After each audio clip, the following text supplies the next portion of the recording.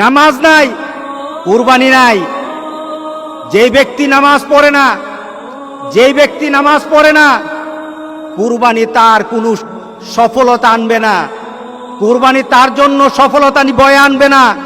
নামাজ নাই, কুরবানি হবে না তার, নামাজ ছাড়া কুরবানি হবে না। এটাই ধারাবাহিকতা। ইন্না আতাইনাকাল কাউসার ফাসাল্লি লিরাব্বিকা ওয়ানহার।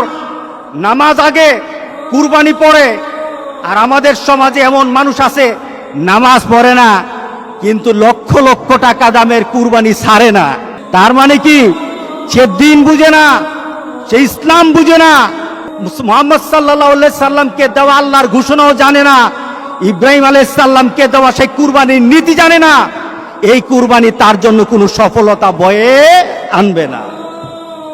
সুতরাং যারা কুরবানি দিচ্ছেন, আপনার নামাজ নাই, যারা উলামায়ে কেরাম কিন্তু বলেছেন যাদের সাথে নামাজ নাই, যাদের সাথে নামাজ নাই, নামাজি ব্যক্তি যেন তাদের সাথে কুরবানি না দেয়।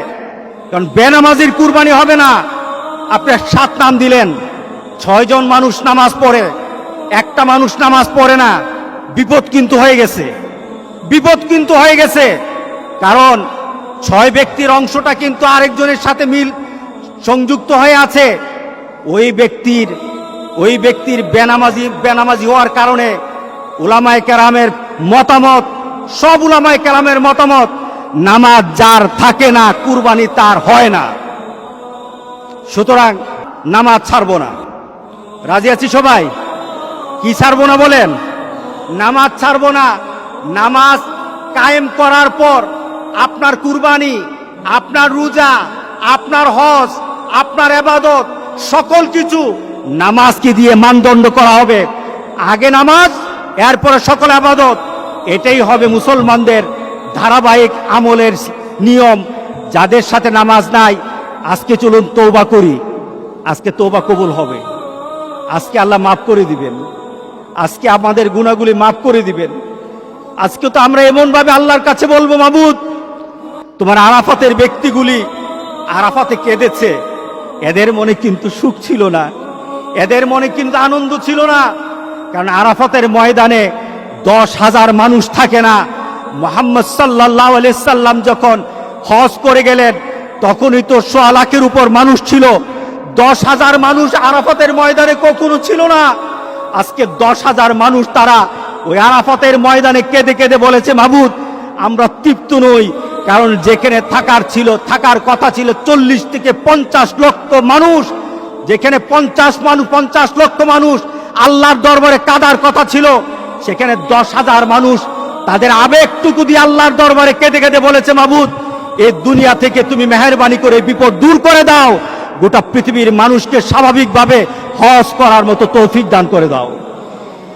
তাদের ডাক হয়তো কবুল হয়ে যাবে। আমাদের বিশ্বাস তাদের ডাকের কারণে হয়তো আল্লাহ আমাদেরকে মাফ করে দিবেন।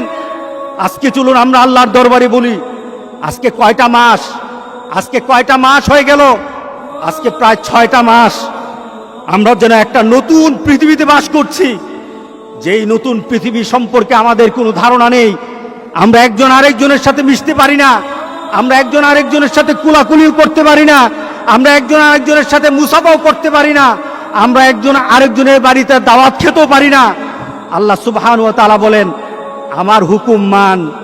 মুসাকে যেভাবে আমি বিপদ থেকে বাঁচিয়ে দিয়েছি, ইব্রাহিম আলাইহিস সালামকে আমার কথা মানার পর যেমন কুরবানি সন্তানকে না দিয়ে আমি দুম্বা দিয়ে কুরবানি করার ব্যবস্থা করে দিয়েছি, আমার কথা মানো, আমি ঠিক তোমাদেরকে ওইভাবে একটা মর্যাদার শিখরে দিয়ে দেব ইনশাআল্লাহ।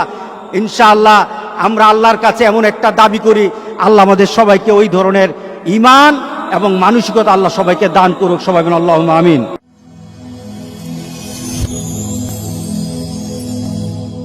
Rose TV 24. Enjoy by listening to the Holy Quran.